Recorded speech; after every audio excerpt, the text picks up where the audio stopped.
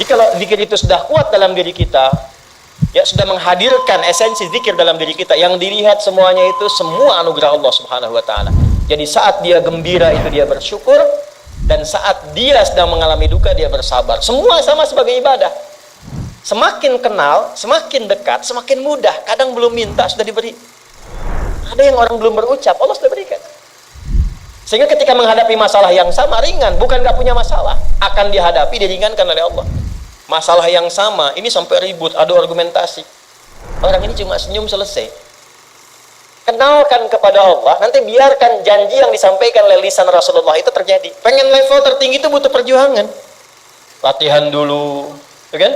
Menguras fisik, energi, tenaga, biaya, hasilnya indah. Tapi ada jalan cepat untuk mendapatkan itu. Nih aksesnya, bangun kepada Allah.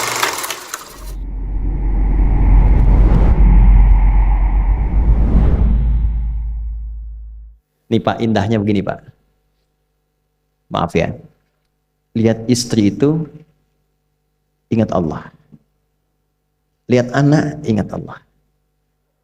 Ibu lihat suami, ingat Allah. Kalau melihatnya begitu, maka substansi berumah tangga itu nikmat rasanya, dan tanggung jawab itu melekat pada diri kita untuk terjaga dalam kebaikan. Ya. Saya nitipkan handphone saya ke antum, dan antum tahu itu punya saya. Ya, dan Anda mencintai saya misalnya, ta'zim di situ. Mungkin nggak handphone itu ditempatkan di tempat yang tidak baik? Mungkin nggak Anda taruh di lantai begitu saja? Demi Allah saya katakan, mungkin Anda akan mencari tempat terbaik, disimpan di situ, dirapi-rapikan, dilap-lap, karena Anda merasa itu punya saya yang dititipkan pada Anda. Manusia saja bisa Anda perlakukan demikian. Bagaimana ketika Anda melihat anak itu amanah Allah, yang Anda sebagai orang tuanya akan ditanya di kemudian hari. Maka kalau mau bersikap yang gak enak itu, gak bisa Pak kita lakukan. Mau bentak tuh gak bisa. Mau marah tuh ditahan-tahan. Ya. Dan itu dijaga. Lihat istri sebagai amanah Allah, itu beda caranya dengan hanya melihat kemanusiaannya saja. Istri melihat suami sebagai amanah Allah akan lain. Ya. Makanya akan selalu sempat dan optimal merawat istri sendiri dibandingkan lihat-lihat istri orang. Begitu sebaliknya. Ibu pun tidak harus berharap, kenapa ya suami saya nggak seperti Ustadz? Harapan yang sia-sia. Sudah ada turunan hikmahnya. Nah itu ada latihannya. Latihannya apa? Alladzina yadhkurunallah, zikir. Jadi kalau zikir itu sudah kuat dalam diri kita, ya sudah menghadirkan esensi zikir dalam diri kita, yang dilihat semuanya itu semua anugerah Allah Subhanahu wa taala. Jadi saat dia gembira itu dia bersyukur, dan saat dia sedang mengalami duka dia bersabar. Semua sama sebagai ibadah. Ajaban li amril mu'min. Kalau sudah seperti itu, kata Nabi, perkara hidupnya mengagumkan, gak ada keluhan. Itu latihannya zikir. Nah, zikir ini di Quran diturunkan dalam bentuk yang pokok berupa amalan ritual. Karena itulah semua bentuk amalan ritual disebut dengan zikir. Jadi kalau kita ingin hadirkan sifat tadi, maka cara pertama tingkatkan ibadah ritual. Salat. Apalagi? Al-Quran. Saya ambil dua dulu lah, supaya nggak banyak-banyak dulu. Yang pokok salat, yang kita lakukan tiap hari. Tinggal kuantitas dan kualitas kita tingkatkan. Maaf, lihat sini baik-baik. Salat itu di Al-Quran disebut dengan zikir. Dalilnya Quran surah ke-20 ayat ke-14. Dan langsung disarikan dengan fungsi ibadah sebagai fungsi hidup kita. Sudah?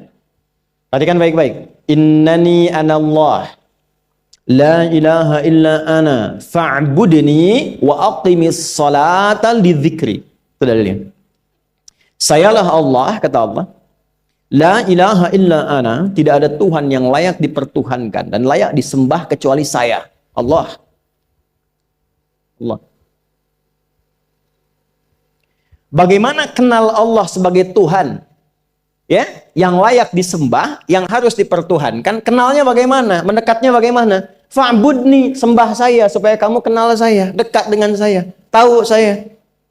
Bagaimana caranya? Wa aqimis shalah, tunaikan salat. Jadi kalau pengen dekat dengan Allah, terkoneksi kepada Allah, tersambung, punya sifat tawakal yang kuat, nih tingkatkan sholatnya, tambah. Makanya tiap hari kita sholat 5 waktu itu untuk membangun konektivitas dengan Allah. Sebab kalau sudah dekat, aksesnya pun terbuka semua. Itu maksudnya. Anda dekat dengan pimpinan, akses di perusahaannya kan mudah untuk diakses. Ya kan? Kita punya kenalan yang kuat, yang punya sesuatu, aksesnya mudah dibuka. Kita kenal Allah dan dekat dengan Allah, apa yang sulit bagi Allah? Dan ini kita yakin. Nah sekarang Allah kasih jalan. Coba lihat orang-orang dulu. Ya. Mereka ketika akan melatih dirinya untuk tersambung kepada Allah, sholat semua, termasuk para nabi, rasul. Tapi dahsyatnya, ketika ada apapun dalam kehidupannya, yang sulit Allah mudahkan. Minta langsung dikabulkan. Dan sangat luar biasanya, seringkali terjadi mintanya lewat sholat. Nabi Zakaria itu kan dihukumi istrinya oleh medis itu menopause dan mandul. Maaf, nggak mungkin punya keturunan. Kapan mintanya? Dalam sholat. Mohon sama Allah. Dan itu dikabulkan. Dan diabadikan di Quran dengan surah yang sama, Ali Imran ayat 38 sampai 39.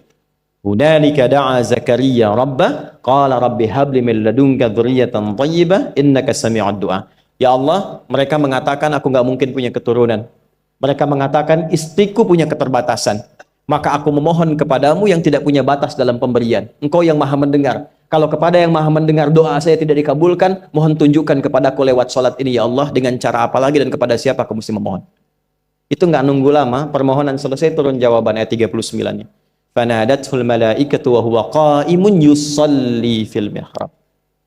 Turun malaikat mengabarkan engkau dapat kabar gembira akan punya anak, langsung namanya dikasih Allah Yahya. Annallaha yubasyiruka bi Yahya. Artinya hidup yang mustahil menurut manusia, lahir dari rahim seorang perempuan, maaf, yang divonis monopause dan mandul, bayi yang hidup, kata Allah nggak ada yang mustahil, lahir dan terjadi itu. Yahya, John, lahirlah. Kapan terjadinya? Saat sholat. Karena itu saat dipanggil sholat, itu isinya tuh kan doa semua. Silakan ngecek, isinya doa semua. Dari mulai takbir, sujud sampai salam, isinya doa semua. Dan itu konektivitas kita dengan Allah, minta. Kapan itu bisa terkabul dengan cepat doanya? Kapan selesai urusan kita? Kalau koneksinya bagus. Makanya disebutnya zikir, yang terhubung, yang nyambung. Semakin kenal, semakin dekat, semakin mudah. Kadang belum minta, sudah diberi. Ada yang orang belum berucap, Allah sudah berikan. Sehingga ketika menghadapi masalah yang sama, ringan. Bukan nggak punya masalah. Akan dihadapi, diringankan oleh Allah. Masalah yang sama, ini sampai ribut, adu argumentasi. Orang ini cuma senyum, selesai. Betapa banyak masalah kecil diargumentasikan jadi besar. Akhirnya problem. Tapi tidak sedikit masalah besar dihempaskan di atas sajadah. Ketika koneksinya dengan Allah itu kuat, tiba-tiba hilang seketika. Selesai. Makanya Nabi Yakub kalau punya masalah, yang beliau lakukan apa? Dia bentangkan sajadahnya, dia sholat, dia mohon kepada Allah. Itu dilestarikan di Quran surah ke-12 Yusuf ayat ke-86. Aku tuh kalau sedang punya masalah apapun, ya aku bangun konektivitas dengan Allah. Innama ashku bathi wa huzni ilallah. Saya curhatnya cuma sama Allah. Ini Pak, ini bagian pertama. Nah, jadi kalau ingin semakin kuat, sampai ada masalah diringankan, mau kerja dibukakan pintunya, itu ada jenisnya. Yang pokok ada 5 waktu, 17 rakaat. Yang detil itu ada pada sunnahnya. Dan itu hebatnya dalam Islam. Dijelaskan caranya, disebutkan tujuannya, dan diterangkan hikmahnya. Contoh. Kita sekarang jam berapa? Jam 9.20. Di waktu saat ini ada waktu sholat disebut dengan sholat duha. Duha itu dibagi 3. Ada awal duha, penguat zikir, pengganti seluruh bagian zikir di tubuh kita, yang disebut dengan syuruk. Itu kurang lebih jaraknya 1 jam setelah subuh. Jadi kalau tadi 4.45, ya 5.45 menjelang jam 6 itu masuk syuruk. Setelah itu masuk ke jam 8 sampai ke kurang jam 10 itu pertengahan duha. Pertengahan duha. Apa fungsinya? Di antaranya mempermudah rizki. Di antaranya. Bilangannya berapa? 2 sampai 4 rakaat bisa dikerjakan. Ya, dan harapannya apa? Bukan pada rizkinya. Ya, jadi jangan sampai motifnya cuma sekedar keduniawi, kurang tepat. Kenalkan kepada Allah, nanti biarkan janji yang disampaikan oleh lisan Rasulullah itu terjadi. Ya, Jangan pada rizkinya, ini terbatas, cuman sampai situ. Tapi kalau kita minta sama Allah, dikasih jalannya tuh dari sisi yang tidak kita duga. Anda berhitung, Allah kasih hitungan. Anda tak berhitung, Allah kasih apa yang tidak pernah Anda hitung sebelumnya. Itu poinnya. Maka lakukan sholat dekati, itu yang disebut sholat duha. 2 rakaat, tambah lagi 2, untuk kenal Allah. Kalau sudah merasakan dekat, sudah nyaman, sudah enak, muncullah kemudian kesan dalam hati. Terserah Allah mau kasih berapa. Yang penting sudah enak, sudah damai. Di titik itulah kemudian Allah limpahkan dari apa yang nggak pernah kita duga sebelumnya. Tiba-tiba keluar, kok ada telepon, dapat proyek, dapat macam-macam. Tapi tujuan sholatnya bukan untuk proyeknya. Buat kenal Allah, ulul albab ini. Kalau cuma pengen lancar, baru serabutnya. Kalau cuma pengen lulus proyek, itu baru daging luarnya. Ulul albab itu kenal Allahnya, sehingga dia tahu akses intinya tuh itu. Itu poinnya. Dan gak mahal. Emang kalau sholat duha di Anur bayar, Pak? Pakai biaya. Baiknya luar biasa. Sudah? Satu. Kalau mau lagi misalnya, ini yang paling dahsyat nih. Dibimbing kita sampai ke posisi terbaik di apapun itu. Jadi ayah terbaik, ibu terbaik. Ya, jadi karyawan strategis, di militer terbaik. Terbaik tuh gini. Di tempat terbaik yang memuliakan tuh makom namanya. Makanya kuburan sering disebut makam kan? Ya kan? Maksudnya apa? Maksudnya Anda selama hidup berkaryalah yang baik, ibadah yang benar, sehingga Anda wafat pun terhormat. Ya, kata makom itu pertama kali di Al-Baqarah ayat 125, makom Ibrahim. Ya.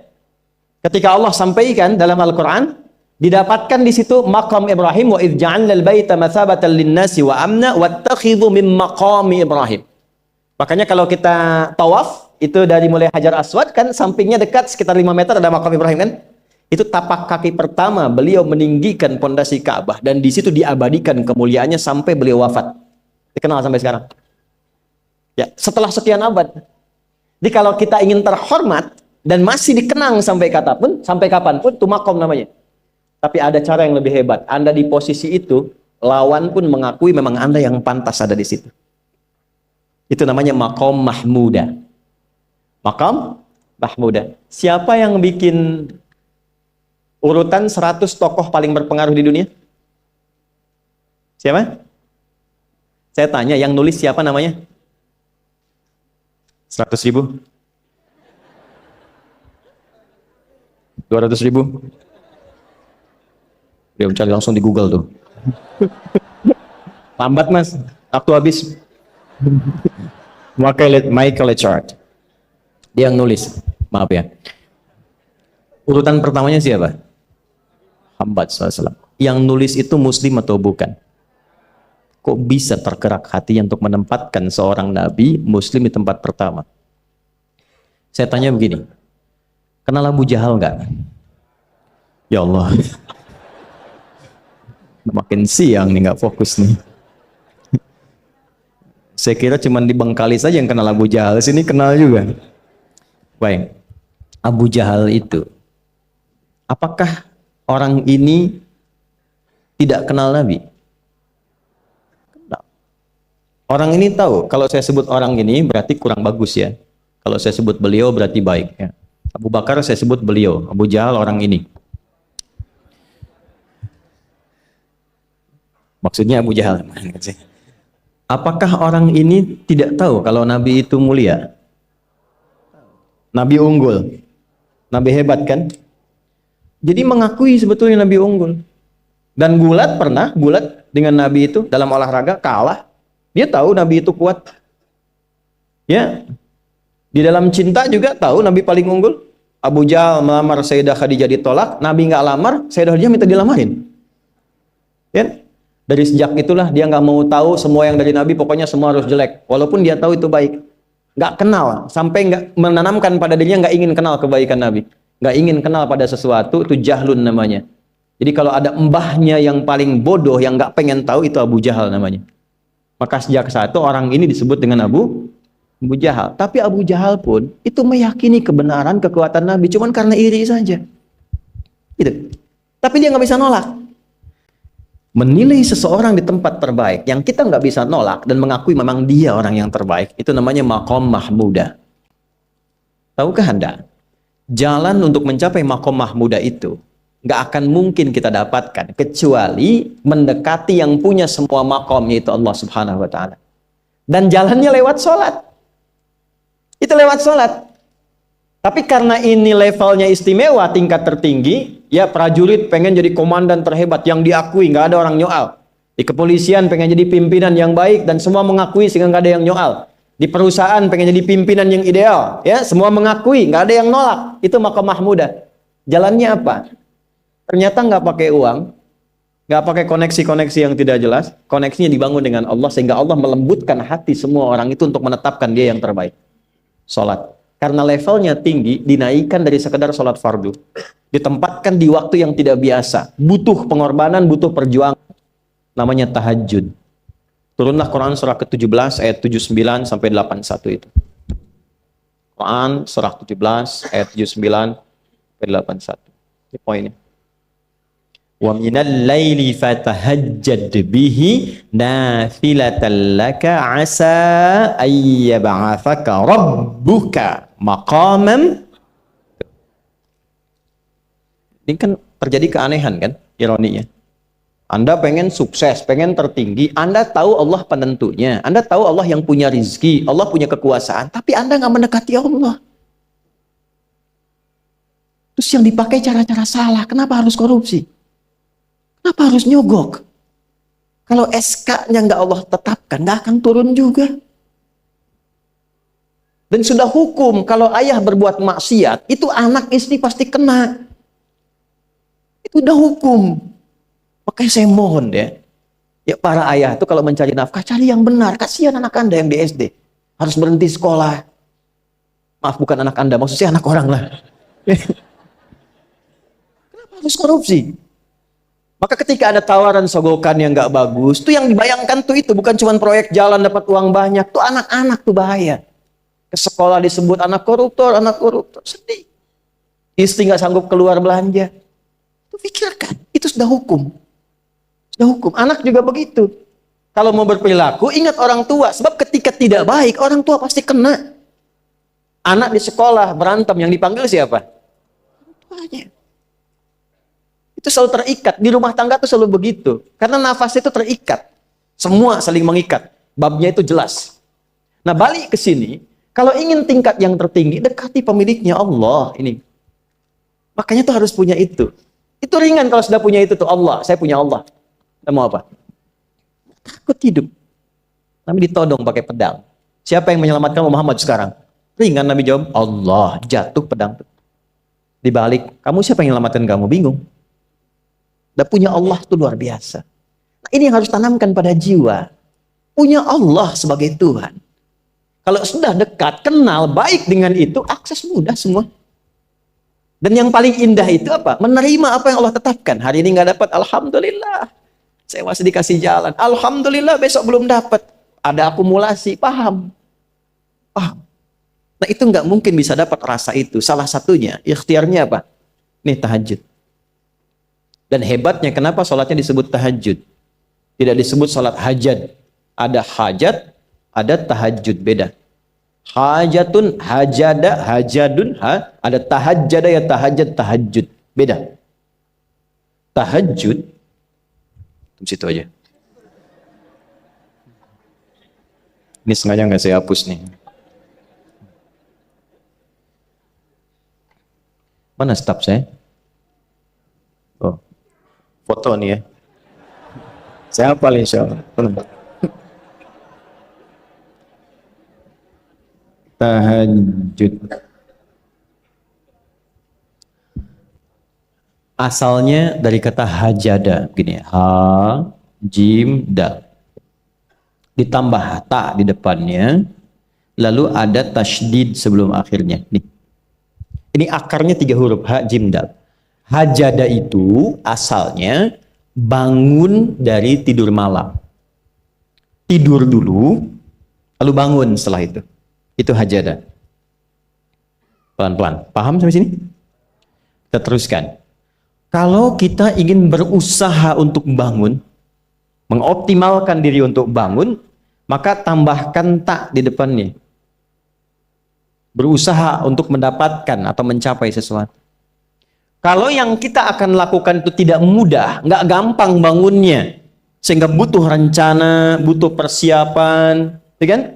Maka tambahkan tasydid sebelum huruf akhirnya. Dari kata syiddah, apa yang mau dikerjakan ini nggak mudah. Memang pengen bangun itu jam 3. Tapi kan nggak tiba-tiba ujuk-ujuk bangun jam 3, belum tentu. Ya kan? Kita harus rencanakan dulu supaya bisa bangun, saat bangun tuh siap, bukan cuma bangun. Bangun jam 3, salatnya 4:30, ya kan jauh. Maka untuk bangun jam 3 itu butuh persiapan, nih syiddah. Maka rencanakan, pasang alarm 3 kali. Misal yang ikhtiarnya jam 2, jam 2.15, jam 2.30. Alarm jam 2 untuk mematikan alarm yang kedua. Gitu kan? Yakin saya Anda kalau pasang alarm malam tuh nggak satu, yakin? Bangun, ceklek, mati. Minimal ingat akan ada alarm berikutnya kan? Itu tak. Allah itu sudah tahu modus-modus kita itu. Karena alim maha mengetahui. Detailnya kan kita lakukan kan Allah sudah tahu. Alarm yang kedua membangun kesadaran paripurna. Peringatan kedua. Kalau pengen bangun, enggak tertidur. Maka ketika sampai pada alarm ketiga, sudah sadar kita. Oh. Papa Bu, alhamdulillah. Lebih baik telat daripada enggak sama sekali. Bangun. Ini. Kalau kita tarik ke implementasi hidup, pengen level tertinggi itu butuh perjuangan. Latihan dulu, kan? Menguras fisik, energi, tenaga, biaya, hasilnya indah. Tapi ada jalan cepat untuk mendapatkan itu. Nih aksesnya bangun kepada Allah. Gitu. Kalau kita tingkatkan ini, itu luar biasa. Jadi itu. Jadi. Nah, kalau ini terus ditingkatkan, terus tingkatkan, nanti membangun value yang terasa. Ada nilai-nilai yang terasakan, kita merasa lebih dekat dengan Allah. Yang biasanya tadi dipanggil azan baru ingat sekarang, baru selesai subuh udah ingat isya. Nanti isya bagaimana, gitu kan, urutkan. Tapi tetap zuhur juga, zuhur, asar, maghrib, isya. Waktunya kenal jam berapa. Bahkan dipetakan, saya nanti akan ke sini, masjid yang terdekat di situ. Jadi lihat peta itu, ya, lihat peta jalan, saya nggak sebut nama supaya nggak endorse. Itu lihat peta jalan. Itu dia petakan, saya akan sampai di situ jam berapa, durasinya berapa, masjidnya di mana. Kalau tertinggal di situ, di sini saya sholat Jumatnya. Sampai ke situ. Nah, value yang membuat kita semakin meningkat dekat dengan Allah, itu takwa namanya. Takwa. Disebutkan sebanyak 240 kali dalam Al-Quran. Nah, intinya itu ini nih. Jiwa takwanya. Kalau ini sudah ada, Allahu Akbar. Silahkan Anda keluarkan semua kata-kata takwa di Quran. Tidak ada kecuali yang indah semuanya. Quran surah 65. 65 itu babnya bab tolak. Surahnya at-tolak. Tolak itu persoalan terbesar di rumah tangga. Nggak akan bisa terjadi yang demikian itu kalau ada takwa di dalamnya. Nyambung.